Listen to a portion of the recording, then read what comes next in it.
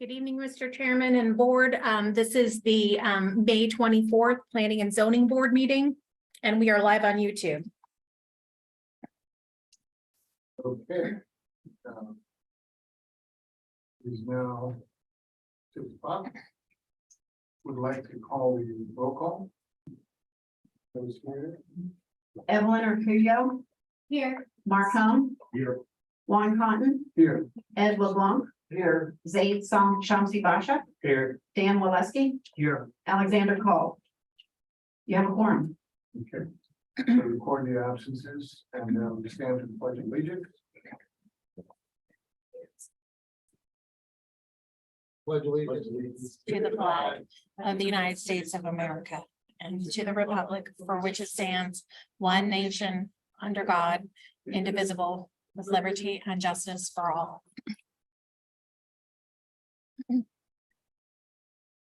Okay, we have additions, deletions. Recording approval of the agenda. Mr. Chairman, we don't have our applicant for agenda item A under unfinished business here yet. We know that they're anticipated to be coming shortly. So if we could just reorder the agenda to make what is currently agenda item A under unfinished business. Yes, agenda item C. Okay. So we will go to new business first and deal with item A, which is ordinance 2023-11. 23-02900001. So would we like to approve the minutes for the May 3rd meeting? All in favor? Aye. Okay. I'll read it. The swearing in of any of the applicants, these are the applicants that are here yet, or?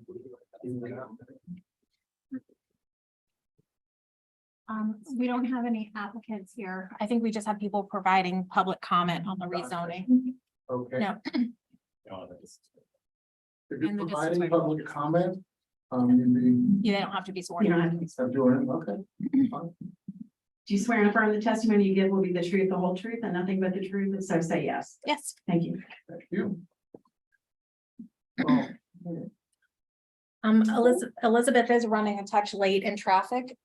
Okay, So I guess we'll do the proof of publications real quick. We have proof of publication of the two items that were required, and your unfinished business item was continued from the previous meeting. all right. Any withdrawal and postponements? No, Okay. Consent? Nothing? All right, board disclosure. Nobody did offer $1 million or anything. Something like that. All right, thank you. All right, so let's go to the business ordinance 2023-1. That would be PZB 23-02900001. City initiating zoning map amendment requesting a corrective rezoning to transit oriented development. -E for consistency with the city's future land use map for the parcel located east of I-95, south of 2nd Avenue North, west of North A Street, and north of Lakewood Road. Would you like to explain a little more about that? sure. And Elizabeth is running late, so I'm going to read the title of the ordinance before we get started. And I think I'm sufficient enough to read it. I don't know if the city attorney has to read it, but if she does, we'll just do that. By the time she gets here, it'll be wrapped up and we'll have her reread it. Okay. So this is ordinance 2023-11 of the city of Lake Worth Beach, Florida, amending the city's official zoning map from the zoning district of multifamily residential 20 MF 20 to transit oriented development TOD east on the properties generally located east of I-95, south of 2nd Avenue South, 2nd Avenue North. I apologize, that should be corrected in the ordinance title. We'll get that fixed.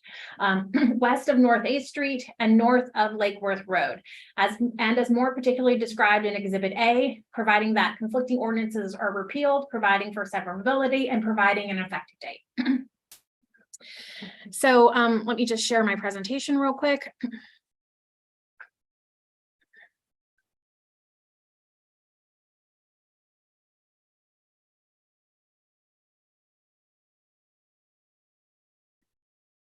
So again, this is a city initiated rezoning, and that is south of 2nd Avenue North. You can see the location map, and this was provided to you in your packet as well, as this general area.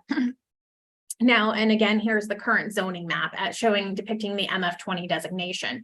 Now, the underlying future land use here is transit-oriented development. This was, in some of our areas, we do have some places that were anticipated at the time the official zoning map was adopted in 2013, that maybe it wasn't quite ready, you know, to see a certain level of development associated with the rezoning. When the whole zoning map was done. So we do have some cases in the city where we have the ability to go back over time, and when there is the zoning map doesn't match the land use map, we can increase the zoning on the property just for consistency with the land use. So there's a lot of interest in workforce housing, and what we found looking at the analysis, and you can see the existing conditions, is that the MF20 does not work well for this area. There's 2 office buildings, non-residential buildings in there. These non-residential buildings can only, because non-residential isn't permitted in MF20, they can only continue to have the uses that they had when the property was when the zoning was adopted in 2013. They can't change their uses. They're not available, you know, the administrative use permit process to add new uses is not available to them. They are vested for the uses that they have and can continue as a non-conforming use. So this rezoning would correct that for those 2 office buildings. And then also in addition, there are about 15 parcels. Well, so here, I got a little ahead. You know, that's me. There's 15 parcels, about 8.96 acres. As I stated, there's a lot of nonconformity, and about 4.63 acres of these 8 acres actually have the constructed density is higher than what the MF20 district would currently allow. So this rezoning would also correct and allow for those properties to perhaps be developed or some expanded in some way, you know, in a minor way to maybe allow more housing. This also impacts as well your ability to get bank loans for renovation, all the, you know, some of those other things. So it is going to be very beneficial to the property owners as a whole. And I just want to also let you know, I just want to back up and show you the map here again. Some of what we do in the outreach here is when we're considering a city initiated rezoning, we identify the mailing address and then the site address, and we send a letter to every single property owner informing them that the city is initiating a rezoning for their property, in addition to posting the signs. And what we give them the option is to opt out of the rezoning should they desire to keep their current zoning. We have not had any feedback from any of the property owners since we sent the letter, and we have had nobody select to opt out of this rezoning. We also send out a 400-foot notice letter. So from the boundaries of the rezoning, we send out 400 feet from that boundary, just like an applicant would be for a privately initiated rezoning, to all of those property owners. So, and then our analysis is basically, it's consistent with the comp plan, the strategic plan, our LDRs, our rezoning criteria. It will reflect the existing use of the sites, as I stated. We are recommending that you recommend approval to the City Commission because they are the final decision maker in all of these particular matters of amendments to the official zoning map. So that's it, unless you guys have specific questions. You answered one about which one, what the people with small houses do. I guess they have the option to opt out. If they want, but a lot of those small houses aren't houses, they're already multifamily structures. There's actually 2 single family houses in the entire area. Right. And the other thing is the city still on that corner lot that had that historic building? That Yeah. Down? Okay, so that's still a city owned, is that CRA property? Is that I don't know that. just We can look it up if, No, because there is some benefits to workforce housing and things that might happen and that would happen if we needed the opportunity. yeah, there's also a school district parcel there as well. That's basically a parking lot. So there are some infill opportunities, and then there are some opportunities just to basically correct the zoning and make it match the area a little better. And I will also say that part of how this rezoning is consistent with the comp plan is we have our location policies, which talk about the best places to locate the certain to locate zoning districts, right? So for the TOD zoning district, it describes this area, that this is the area. The goal is to make this in the comprehensive plan TOD East over time. So Yeah, so what I was gonna ask is, like why specifically going from multifamily to TOD versus like mixed use east or something? I mean, how does TOD East stack up to some of the other possible changes you guys would suggest moving forward? So TOD East is consistent with the underlying future land use designation of TOD. So the future land use is transit oriented development. And there are two districts. There are other districts which can exist, but are not the correct matching district. So sometimes there are other ones that would be okay for now, but the goal, the specific stated goal in the comp plan That makes sense. Okay. is to make it this, and think about this particular location. It is walkable to a train station. It's on a bus line. This is like, you can't really, if you were to envision a better, not this way, man, you need to go around. If you were to envision like an almost perfect location for transit-based housing and be like, I need it near a train station, I need it near a bus line, I need it across the school, which is one of the major employers in the city. You know what I mean? Like, you would be like, oh, this is where you want transit-oriented development, is next to all these things. So from a planning perspective, we think that this is a good thing. Are there any properties within the site that would be non-conforming by the change? So technically the single family would, so that's part of why we've reached out to them, as single family is not allowed. So, but they're not going to be said, you can't use your single family home anymore. So, if they wanted to do an accessory dwelling unit on their property, then that would be conforming. You know, like they could make it multifamily in some way, like It wouldn't prevent them from improving their property. As long as they could renovate their property, they couldn't expand their property. So it's not going to prevent them from doing a roof or expanding or renovating, you know, their replacing their windows, doing all those things. Those are allowed under our code. The only thing that might impact is if they wanted, let's say they had a horrible case of termites and they're a really old wood structure, and they needed to rebuild the actual structure components of the wall. And it costs more than 50% of the structure, rebuilding the structural components of the wall, then those properties would not be able, they would have to build back a multifamily property. That could be an accessory dwelling unit, it could be some other type of option that would be available to them. They could build a unit and not rent it out, have their family stay, you know what I mean?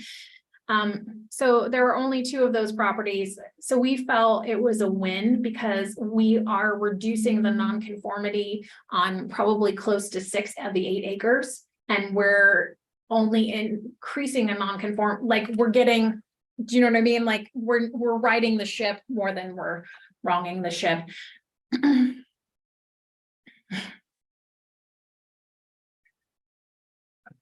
So going to the transport, and I'm in general, I'm in favor. So I think it does make sense in this area.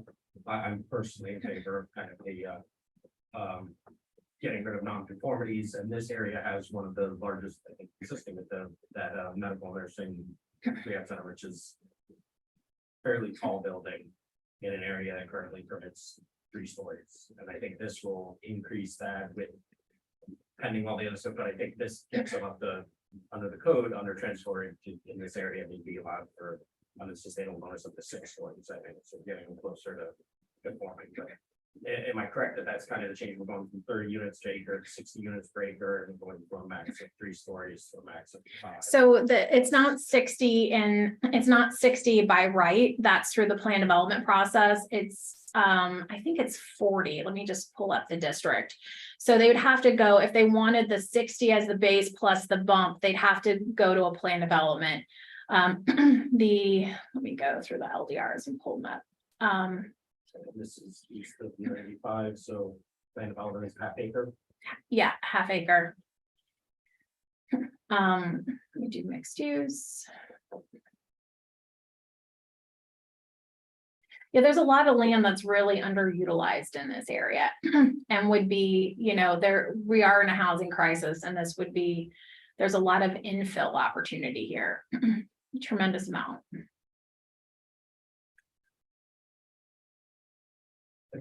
I guess the other question that I would have is why, just that block and not like the block south or the block, another block, like why? Because you've got other areas that are pretty much right around that roundabout that are still the mixed use. What was kind of the idea of just this one?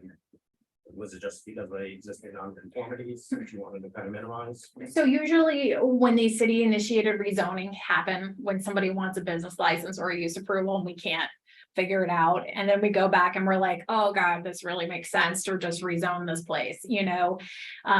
We did a city initiated rezoning several years ago in the downtown to mixed use east for that exact reason. So kind of as issues arise in the area specific to you know, either individual desires by property owners or things like that, then we take a look, but we don't do spot zoning. So when an individual request occurs on a lot or lots, because we have had requests on, especially the vacant building, we've had multiple requests for different types of uses there over time, and we haven't been able to support very many. And there's a new tenant that wants to come in as well, and it was a opportunistic time to say, hey, let's take a look at this. William and I have been talking about looking at some of these areas where the zoning and the land use, where there's an opportunity for an up zone consistent with the comp plan. And we want to bring that to the city commission to see where the comfort is. And depending on the area, there are feelings about that based on the neighborhood people in the area that may or may not be supportive of that. So some of that is going to come with some additional outreach. We felt like this, because most of it was rental housing and most of it was non-conforming, we felt like this was an easy win for the property owners and for the city.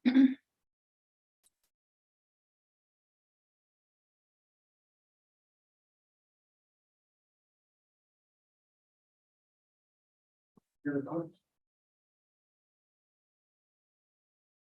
We need to hear public comment. Yeah, I believe we need to hear public comment. So At this time, is there anybody in the public who would like to comment on this zoning item?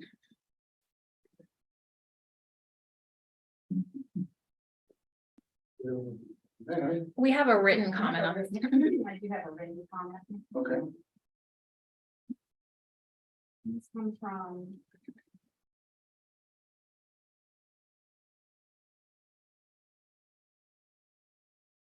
Mariana Blanco, who is I think she's the executive director. One second. Mariana Blanco from Guatemalan Mayan Center. And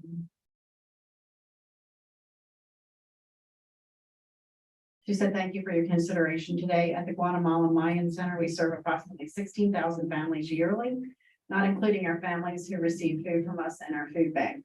We provide services ranging from early literacy programs to food stamps, domestic violence, translations, access to healthcare, etc., and have recently gotten into the housing business due to the housing emergency we have in our state. We pride ourselves on listening to the needs of the community and letting their needs guide our work and the services we provide. We serve anyone who walks through our doors and currently serve people from 28 different countries. Basically, anyone who doesn't qualify for services elsewhere is sent to our center. We have been searching for a permanent location that would allow us the space to increase the services we provide to the community. We have been housed in Lake Worth for the past 30 years. And for 30 years, we have provided the most crucial services to community members in need. Therefore, we would hope to continue operating in Lake Worth. More often than not, we are the first stop for many of our residents and non-residents in crisis, and are often called to assist by already established agencies such as the school district, county services, DCF, etc. Especially with the growing need for access to services and with the diversity and cultures that exist in Lake Worth Beach, our approach to providing direct services with cultural competence being at the center of our work is crucial to the city. As soon as we are up and running, hopefully in this new location, we invite you all to come and see our work in action. Together we can make it happen. Thank you, Mariana Blanco, Assistant Executive Director of Guatemala Mayan Center.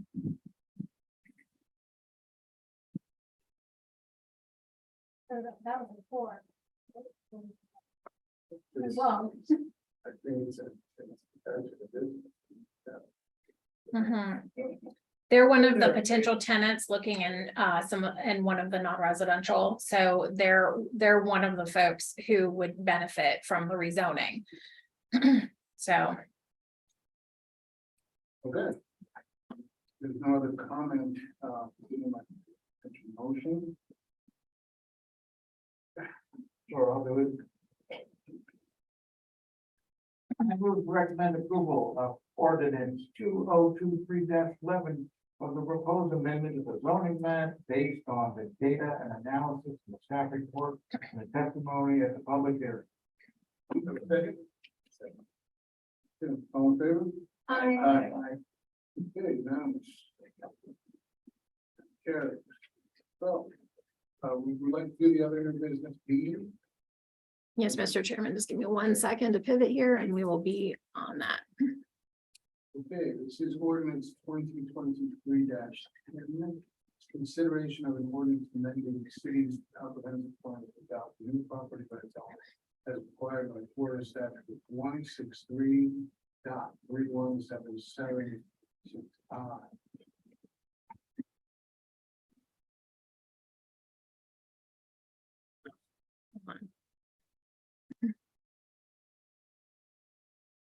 So, let's see, Hold on.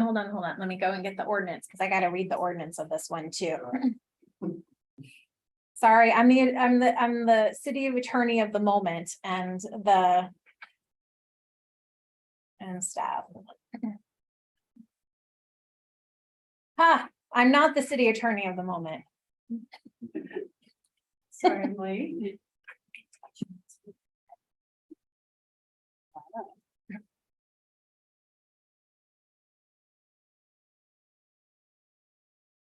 This is ordinance number 2023-10 of the city of Lake Worth Beach, Florida, amending the city's comprehensive plan, adding a new property rights element as required by Florida statutes, section 163.31776I, providing that conflicting ordinances are repealed, providing for severability, and providing an effective date.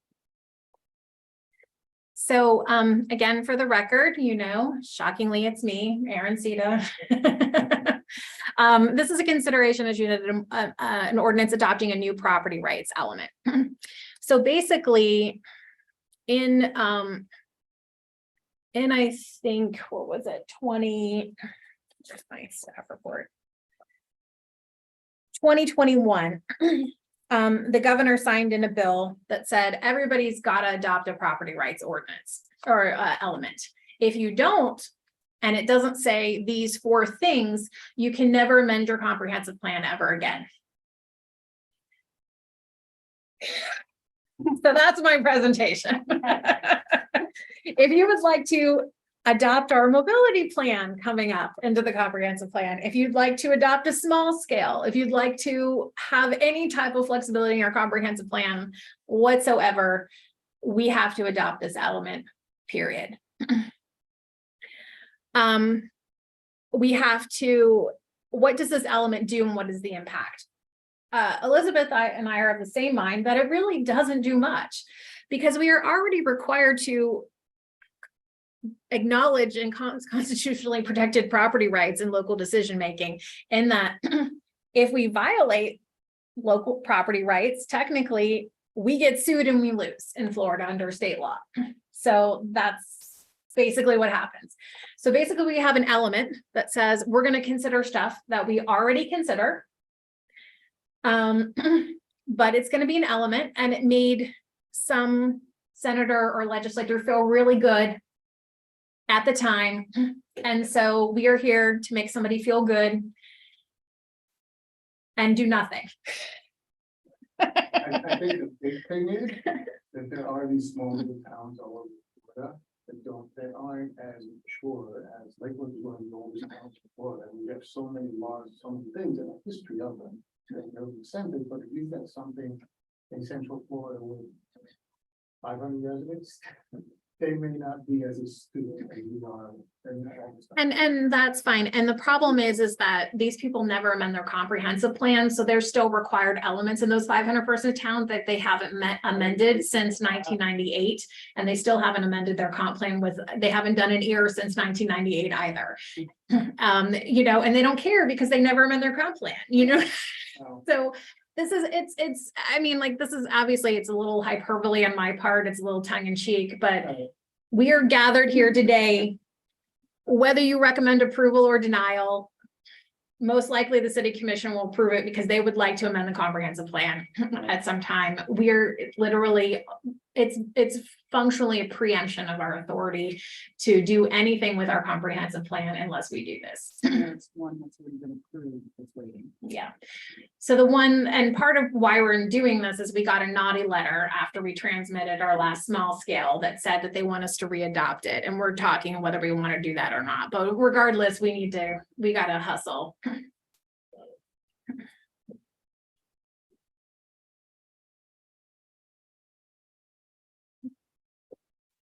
I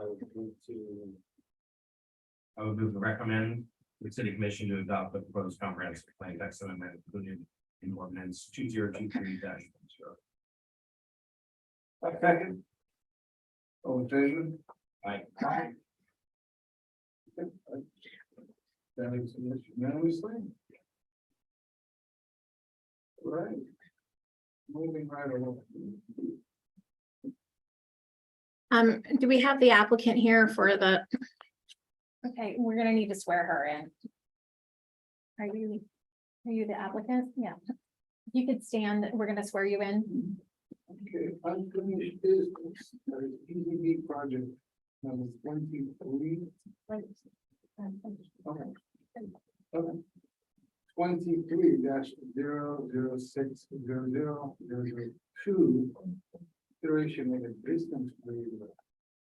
What I kind of like to read this one, and of a distance waiver to allow a type 1 community residence with 6 or fewer residents to be located at 1734 12th Avenue North within the radius of 1,000 feet of another community residence with 6 or fewer residents. The subject site is zoned single-family residential. That's a far and has a future land use designation of single-family residential the same. Okay, I see we have. Please raise your right hand. Do you swear and affirm the testimony you give will be the truth, the whole truth, and nothing but the truth? If so, say yes. Yes. Thank you. Okay. Ms. Seeker, would you like to enlighten people? Well, this is, I know shockingly, this is not me. So this is actually gonna be Scott. This So. is a treat. This is-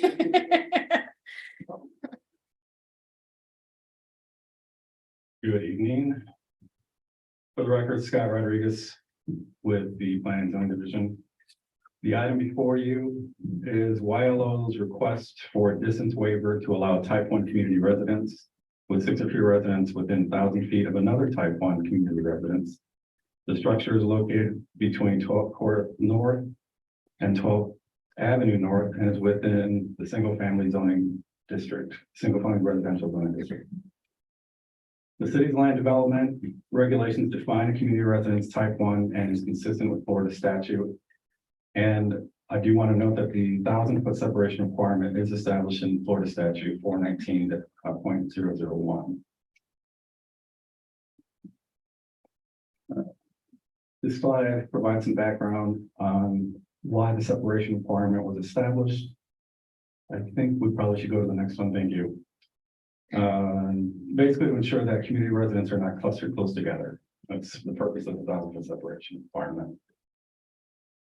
The process to obtain a use approval and business license for community residence type 1 began in 2017, but was not established. In 2023, the applicant requested use approval and business license, but was informed an existing community residence type 1 had been established and was within the 1,000-foot separation statutory requirement.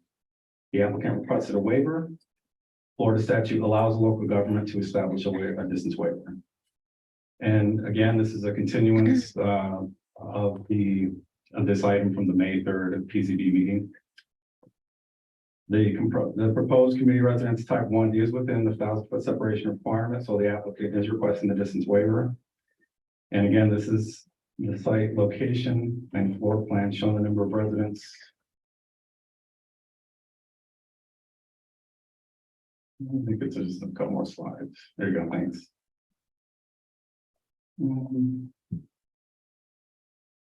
The next slide is illustrating the separation distance of the two community residences. And like I indicated, it is within 1,000 feet, approximately 930 feet. The request is consistent with LDRs and would be consistent with FS Florida statute if the waiver is approved. Staff is recommending the Planning and Zoning Board discuss the applicant's request.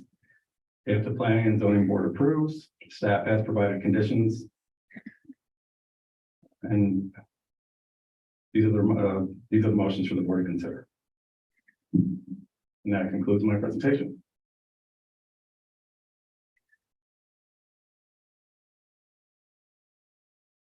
Would you like to speak? Okay, I see that the applicant's here, she kind of made the movement not to speak, is that correct? Would you like to say something? We have several people here in the audience, is anybody here to speak on this item, particular? Okay, You can come up to the Yes. podium. Yes. Please state your name and address for the record. Hi, Patricia Pineda, I'm from 1722, like one house. From here, we don't agree with this. There's kids living there. The whole community is here. We signed a petition to deny the waiver if it's possible. We don't have nothing against her, but I don't think that will be a right create for that family owned homes. I don't know if you guys want. Sherry, can you grab that and show it to the board? Do you need to see it, Just put that Elizabeth? into the record. Is there anyone else who'd like to speak? Yeah, Mary, please come up. Hello, my name is Robert Thompson. I've lived at 1721 for over 30 years. We had a problem a few years back with the sober house on the street. I don't want to see that happen again.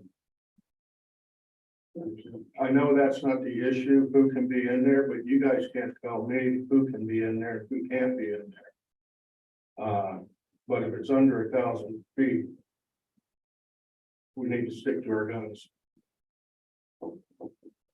Thank you. Thank you. Thank you.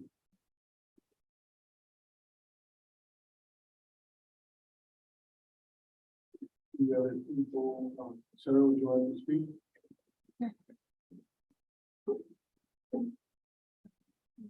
Yes, hi, my name is Dimitri Darkin, I live in 1702, Florida North.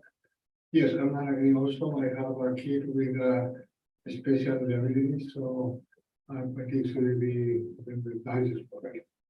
You know, the neighbor we have is very quiet right now, so we don't want issues happening later on. So I just worry about my daughter.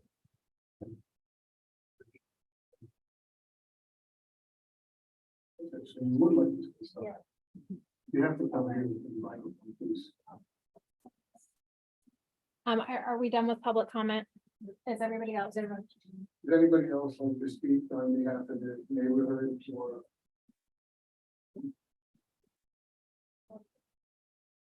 So you have to present your case. You can't really respond to public comments. You can have to just talk about your business and what you're. They have been confused about what I'm doing, is Say your name for the record. Okay. Yes, hi, You gotta step closer. yes, hi, my name is Gilgit Mesius, the business is Elo Home Care, the address 1734 12 Avenue 9. What I'm doing is a, home care for older people under 55 and up. I'm not doing sober. I have kids, so I have 2 girls at the house. I'm gonna stay there. Like I just had one graduate yesterday, gonna be 18. That one going to college. I'm still having a 50 years old staying with me. I'm not gonna put my life in danger with my kids doing something not right. Yeah. And my husband don't stay here. My husband is a judge in Haiti. We go back and forth. I don't think I'm that crazy to do something with my children in the house, plus myself. I'm a female, that's all I have to say. Thank you. I have a question for the applicant, really quick. I'm sorry, miss. I have a question for you, the applicant. When we had this meeting last time, there were some complaints of, the hours of operation, cars, later at night, driving fast up and down the road. I don't know nothing about that. Right now, is it just you and your family that live at the house, or? Still, just me and my family, that's it. I go to work 8 AM in the morning, dropping my kids to school, come back home 8 AM, get up at 8 AM, PM. And I was house, it's sometimes 9 o'clock, 8:30. Everything I have to do, even cook, I do it at night. I'm not this kind of person home. And my daughter, she's 18, I still don't give her a car. Whatever they wanna go, I'm gonna drop them off, or they take Uber. I don't know what you're talking about. That was about, I mean, me and my family at my house. Thank you. She's supposed to be there.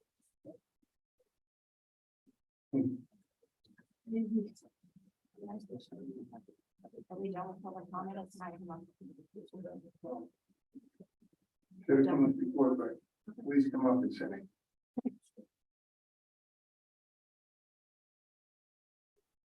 My name is Catherine Williams. I live at 1716 12th Avenue. The resident is not there all the time. Her children are home alone, have been for many years. There are cars that come up and down the street at all hours of the day and night. The kids actually walk up and down the street as well. We are just concerned for our families. We all have children.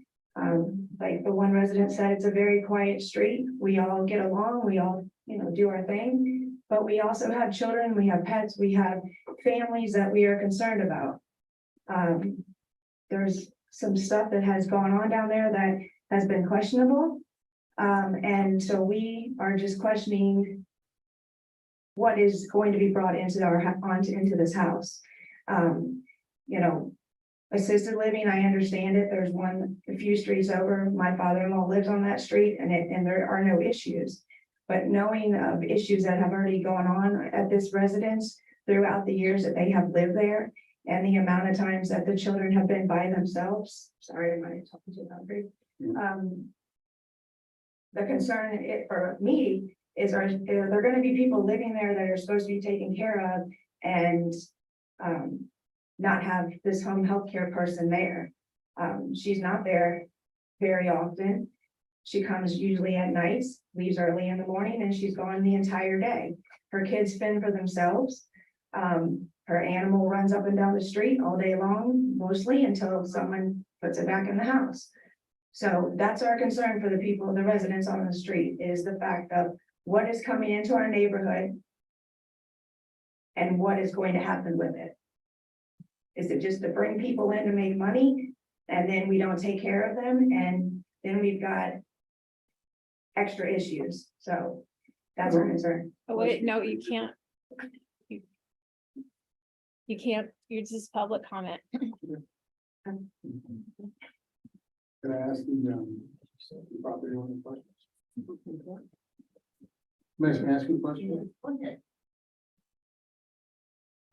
She wasn't sworn in to provide testimony, so it's a public comment. Got it. That's a comment. Okay, well then, I guess I might have to do things in a different way.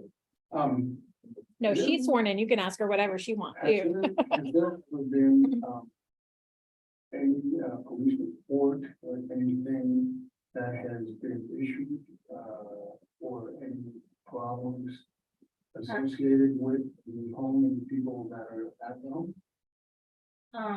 My house, they had, I think, I don't know who was staying here before. Mhm. They have, No, when you, that before. when- no, but they keep coming, looking for them. They keep coming at my house, like, when they come, one time they came, my husband was here. So my husband called me and asked me, tell me, said, okay, he will police here, so when I talked to them, the person they asked for, I tell them, I still have this house, and since 2017. So this person already leave long time ago, I don't know nothing about it, That's fine, I guess Yeah. that's an input. yeah, Sheriff's Department, or something, but has there been an incident? a No. Reported incident? No. no, The police could ask me anything, the city moved the No. car, you know, whatever. I just, No. I'm asking for anything, not that you know. no. I only stay with my house, me and my kid, and 18 years old, 16 years old, about she said, I left them home by themselves.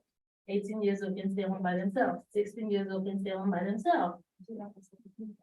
And running outside, I don't have kids that go outside, I have him at my house. Except one, I have two, I'm always watching my phone, I can see everything, what's going in my house. I don't have people come to my house. Never. They may be having another problem with me. I don't know.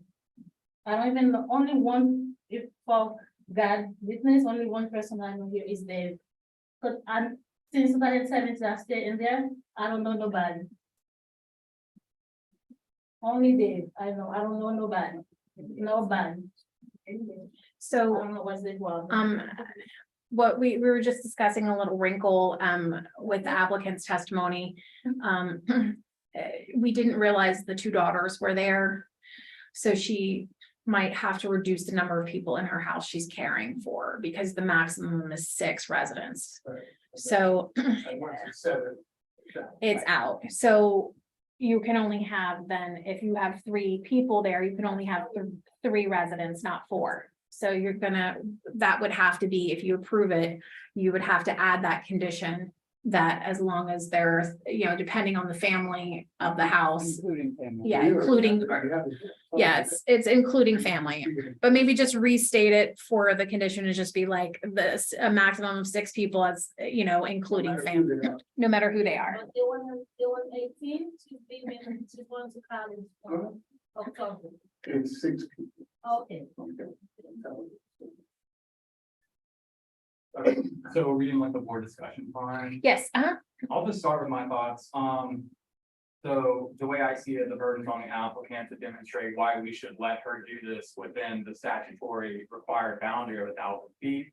I don't see anything in the record, in her letter, in her testimony that would, meet that burden of even putting forth anything, for us to consider granting it. So I'm just in general, so you guys know my thoughts, I'm not in favor of granting this waiver.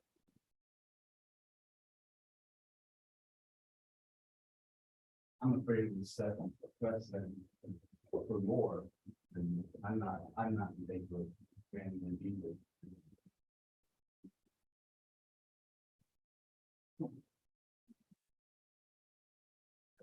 I think last month we talked about were there some sort of extenuating circumstances where she had applied for the waiver before and then somebody else opened another one of these types of houses within the distance during the time that she was. there was, do you want to speak to that? There was a timing issue. Yeah, she came in, like, as I presented earlier in 2017, just didn't get the required reservation with the city to establish that use at that time. And for whatever reason, during those years that she was, I guess, going through some other personal issues or whatever her testimony said, or her document said, somebody else came in and got that reservation. So that's why we were looking to establish the business license and use approval. And we realized that she was within 1,000 feet.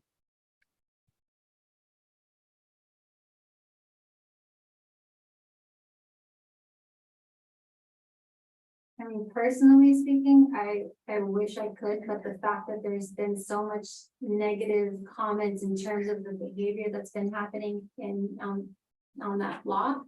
I wish there was a little more clarification from the public is to hear that as to what behavior's been going on. She claims that there's nothing. We're not entirely sure if this is like the one and be all for your occupation in terms of, you know, raising your kids and how you pay for things, but that's more of a personal thing. Yeah, it hurts, it kind of pains me because like, I like when people take the initiative and taking care of others. But unfortunately, there's just been too much negative about behavior and that doesn't make me comfortable.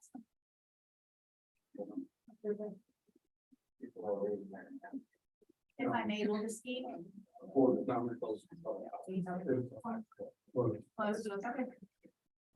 Anything?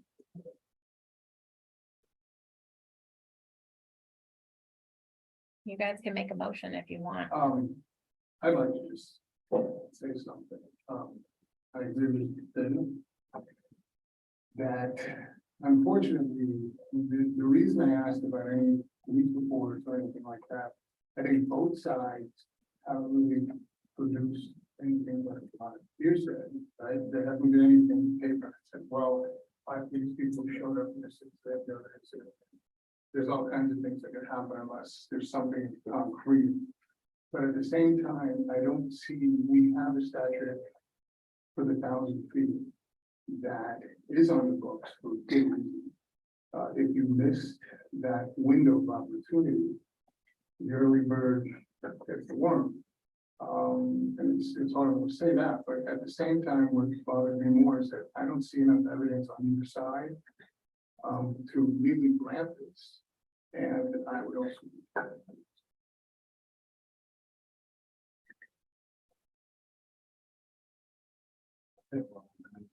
Pretty much it. And so whatever that.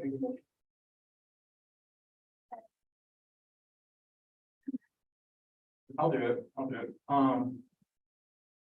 I move to not recommend approval of PCB project 23-006-00002.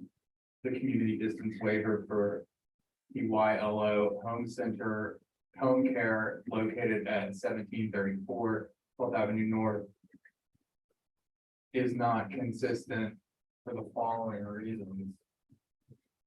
Is that right? Is that the correct language? I didn't think there was like specified reasons. Yeah, you would typically offer, just say, because you do not believe it meets the distance waiver criteria, that the applicant has not presented enough evidence to support the waiver request, is what I heard, right?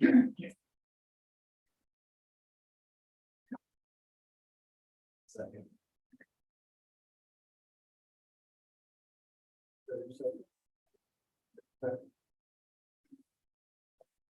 All in favor? Aye. Unanimous? Okay, so it's unanimous. Thank you.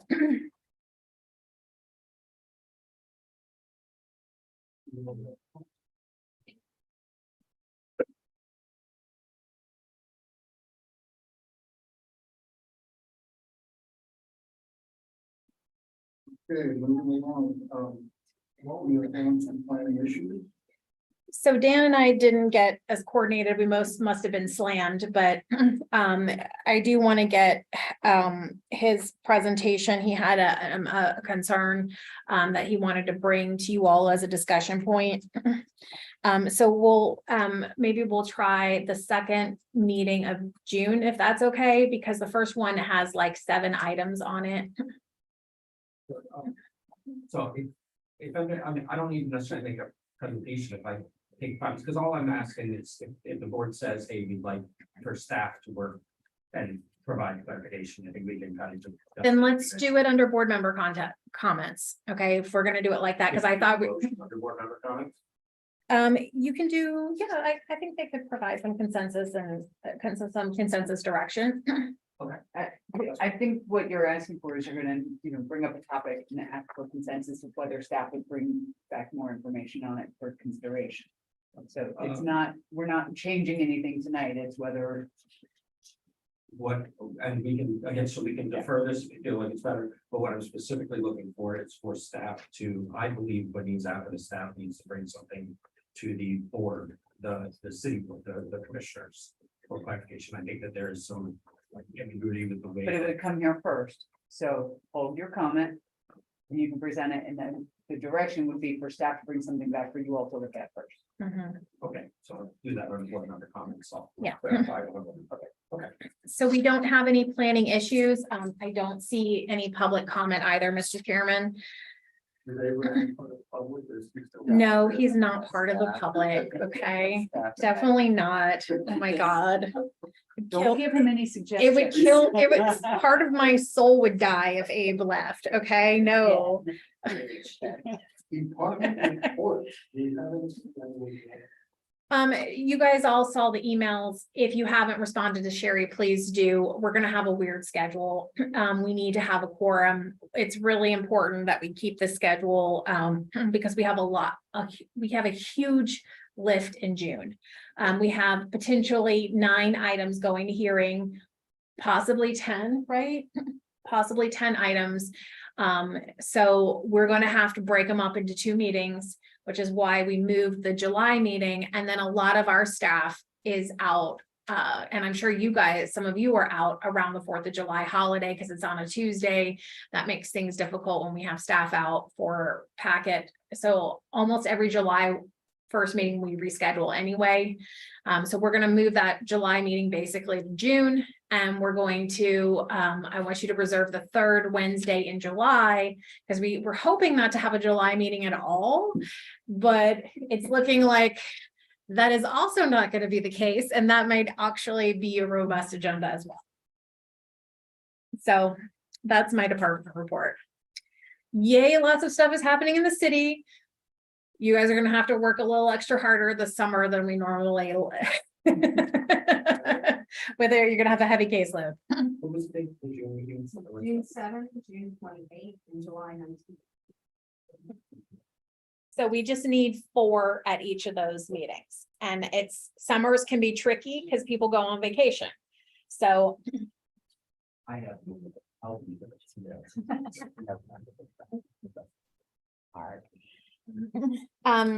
So I think that concludes our department reports. If you can stay, if you know, and you're looking at your calendars now, if you can stay after and you want to just talk to Sherry, you can do that as well. So I think we're on to board member comments. I'll pick it off another quickly. So my concern, and this goes way back to our first meeting, I think that we had as a board.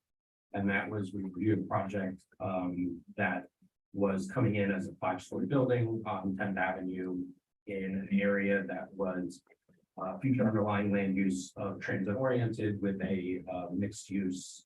I believe it was either mixed use or multi-family, but a separate land use zoning designation. We have in the city a few different zoning designations where inside of the zoning designation, there are geographical areas that grant additional height or density. So for instance, I think I'm in the mixed use Dixie Highway, I think is one of them, where it says if you're east of Dixie Highway, or if you're east of on Lake Avenue, for instance, if you're east of Dixie, you're limited to 4 stories. If you're west of Dixie, or you go to 6. there's transit oriented development specifically says. If you're on Lakewood Lucerne Avenue, under the sustainable bonus, you can go to 5 stories or 6 with the transit station. But if you're on 10th Avenue, you can only go to 3. So because these zoning classifications have 2 different geographical areas, that's established through sustainable bonus. A separate part of the code, completely separate, talks about the planned development districts. So when you get a certain amount of area that's been aggregated together, you can create a planned development district. That enables you to get a bonus above what's in the comprehensive plan. And there's a table that's referenced. There is some ambiguity in my mind as to whether or not that bonus applies to whether or not, so the way it's being interpreted now, that geographic constraint goes away. So if you're on 10th Avenue, you would get the 25% over the maximum of that entire district, which would include this higher density area on Lake Lucerne. So it's kind of in my mind, it's a way of circumventing that geographic constraint. The language in the code uses terms like the maximum base zoning. But the table doesn't use that same terminology, so it's kind of interpretation. Is that the minimum or is that the max under sustainable? The max under sustainable references the train station. There's just, in my mind, there's enough ambiguity that I think it needs to go back to the commission and to provide clarification of what the intent of that was. And especially, I believe that's even more important now that projects that contain workforce or affordable housing don't have to go before us or the commission. And so currently the staff's interpretation will ride and will be approved for projects that could be larger than us or the city commission might have been comfortable with, and now it'll go straight through staff approval. And so I'd like, so I don't have, again, I don't have an issue with it. I just want, I believe in parks. I want our commission to approve and people have to say, because I don't know if it's being interpreted the way, when I read it, I would disagree with the interpretation. So we don't agree with Dan. I know, shocking. Very friendly. We love Dan, we just don't agree on this particular issue. And we have consistently applied this over time since the adoption in 2013. There, for the code and the plan development, there were basically renderings of what the process would yield. We did outreach with the rendering showing the massing and the scale of plan developments and how that could be developed based on staff's interpretation application. We did outreach to the development community with those and the residents with those massing drawings. So we feel like, and there's 2 things in law, right? And Elizabeth can correct me if I'm wrong. She always does step in, slaps me around a little bit. But basically, there is the way the law is written, which you follow, but there is also how you apply it consistently over time also matters as well. And we have very consistently applied this over time. So we feel like we are in a strong position with our interpretation. We do not want to take this to the city commission now because we have so much on our plate from a staff workload with city commissioner initiatives, including artificial turf, front yards. We're still finalizing all of that code language. And then we have some other direction on a bunch of other code language too as well. And secondly, to address Live Local, we have put out a brochure on our webpage addressing Live Local. And when we looked at the law and we looked at the application of the law, one of the things that we talked about with our city attorney is that basically our plan development, the language kind of lends itself to what is allowed by your zoning district. Well, plan development is not a typical zoning district. It's a customizable zoning district based on the unique location, circumstance, size. And we don't believe any of our plan development bonuses apply, and it's not something we would feel comfortable doing. So we are not going to do that with Live Local. And we've done a brochure saying that as much. So hold on, our brochure, what we've done is that's on the website. So what we've done is our max density in our zoning code is 40 units an acre. So that is our Live Local density. And with our affordable housing workforce program, which we can do even administratively, that's another 6 units. So what we can roll out for Live Local is 46 units. period. The height is based on, again, what is constructed, but also based on the zoning district limitations. We believe that the height is going to be limited to 4 to 6 stories. We've put down a publication on it. We've received interest at this level. Basically, we feel this is a strong interpretation. We've shared that interpretation with other cities. They felt like we were being reasonable and looked to what we put out on the web as well, based on our plan development, because a lot of people are like, hey, plan developments are special. Plan developments are not regular zoning. They're a unique thing. And it's functionally a rezoning of the property, right? It's a mini customizable zoning district unique to a specific parcel, a specific circumstance. And so for the live locals, no matter where you are in the city, you will get 46 units an acre, whether you're on the east side or the west side of Dixie. And depending on where you are in most of the city, you'll be able to get 6 stories. You will not get this in single family districts. You will not get it in single family. No residential district. This does not apply to any residential districts. But what it will apply to is all of our mixed use districts, our industrial districts, and our commercial districts, which we have a couple tiny little neighborhood postage stamp places. Most of our cities mixed use.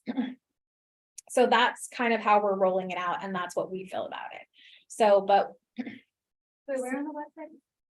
so it's under, if you look under business, most of our stuff is under business.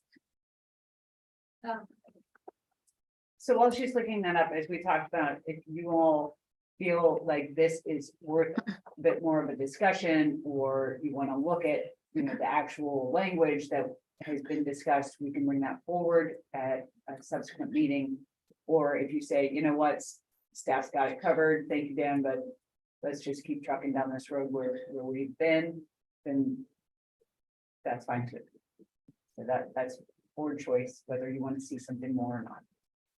And we're not offended or upset that Dan brought something. I want you to know I'm still feeling the Dan love over here, okay?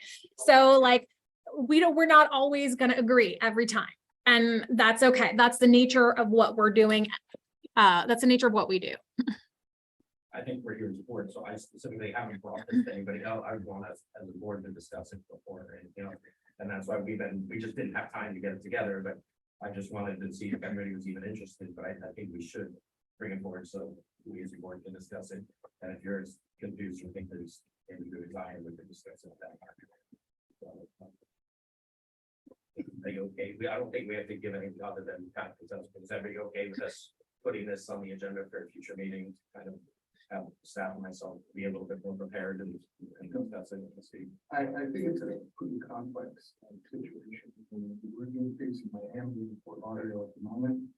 A lot of this is driven by the fact that there's a housing shortage, that there's all kinds of opportunities that need to happen within the urban settings that are there already.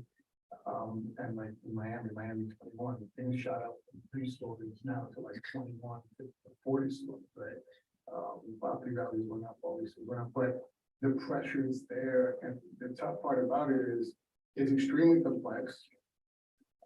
There are going to be holes in it no matter what you do, because even now, if you look at, with all kinds of things and disagreements, the question really is how deep the board would go into it. And, it's kind of one of those things that we have to think about as we put it back on the agenda. How long, I'm not here to say that we do or don't, right?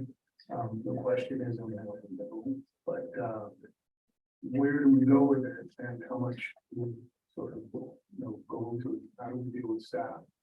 I think that's going to be, because it could also bring us into a whole other thing where we spend half of our time doing it, right? Which is great, but I think that the pressure is there in terms of development that we can house that. There's, there's a lot going on. I'm interested for what it's worth. And the ambiguity, if it's ambiguous, obviously the city's interpretation to deference, whether it is ambiguous is, if 2 reasonable people have different interpretations, and that means it's ambiguous in my opinion. So I would like to, I'm interested. I think you guys are both useful, so. based on the explanation with Michael and that the plan developments are not being the city's interpretation of that, that makes me much more comfortable with putting this until we have time to deal with it, but I would rather that we as a board discuss this particular thing when it's not attached to a project. So that there's not a project coming in here that I have to say, look, until I get clarification, I can't support this. Because I don't know if this is the way we're supposed to interpret it or not. I don't want to put an applicant in that position where I'm having to object. Because again, if the city says, yes, this is the way we interpret it, I'm good. I think my job here with regards to individual projects is, you know, because we talked about this on the very first day, we have kind of two roles. One is review a project, does it meet the letter of the law? The other one is understanding the letter of law and potentially making recommendations to the commission on improving or adjusting that letter of law. I don't want to have to do both of them at the same time. So if the project comes in, I want us to have already had this conversation about that, so that we're clear on it. We're not putting an applicant under the microscope. So what I'm going with is that it's a project. It's not just a discussion for like the next meeting. You see what I mean? So there needs to be a framework. There needs to be something that we talk about it and kind of progress and say, okay, where would we go with this at some point? So I'm just saying, build a framework for it, do it, fine. But if we're just gonna have a discussion at what needed, we might not get anywhere. So I would rather, if you're gonna do it right, set up a framework so that we can all review something and say, wow, this is what we know after delving into this, looking at all the facts, and everything else, and then we can make a very good assessment for what we're all looking at. That's it. I just don't want to have two conversations about it and then it's really not convenient for everybody. I mean, I don't want to say, no, let's not look at this. I have not reviewed the language in question, so I think that obviously we should keep this discussion open until we all have a chance to become more familiar. Are you okay with myself and staff working together so that something can be presented to you so that we can start that framework? Build the framework and then let us know what it would be and then what, so we can make a conclusion. That would be fun. I'm in agreement. Okay, that's all we need.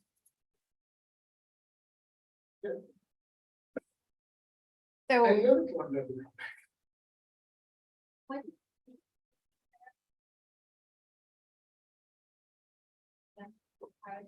Fine. Waiting. We're all met.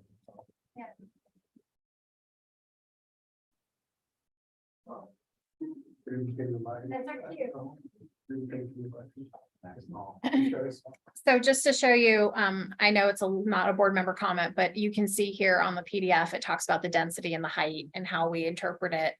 And the other little wrinkle too is what you have to remember is that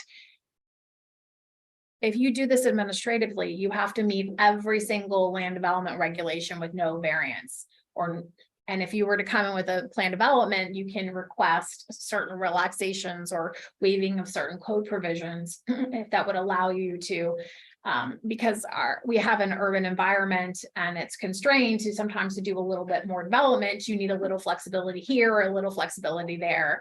And none of that flexibility exists through the Live Local. It is a fully compliant, code compliant project. In addition, you may recall the additional site design criteria that you adopted and the truth in architecture criteria that you adopted. All of those architectural reviews and site performance standards apply still. So basically it has to be, to meet everything, it basically has to be almost Florida Green Building or Florida Green Building. It has to be truth in architecture. It has to have, if it's got a certain mass, it has to have a certain rhythm of openings to voids. And so it has to have a full landscape plan with no variation from our code requirements from our landscape plan. Full parking, you do get a slight deduction for parking of 25% for the workforce housing because they are providing 40% workforce housing. But that's it. That's the only flexibility. So there's a lot of rules that we have in place, and both Dan and Juan can tell you going through our process, we are very thorough and rigorous in our review. And but we try to be available for discussion. to our applicants as well. So, Did you know that thing put in the board? oh, it's on the web. I tried to find, I didn't. So if you go under business, we're all community sustainability under business, and it's right there. It says live local. Okay. Yeah, it hits the magnifying glass. I'm like, oh, let me just type in the logo. No, just go under business. It's building permits, business license, code compliance, historic preservation. These are our site and building standards. These were the ones that you did, upgraded one. There's a brochure on that. So there's all kinds of things there. Okay. Okay. Any other board member comments? Sam, anything else? Okay, great. Looking forward to good discussion. So we are adjourned. Thank you, Mr. Chairman.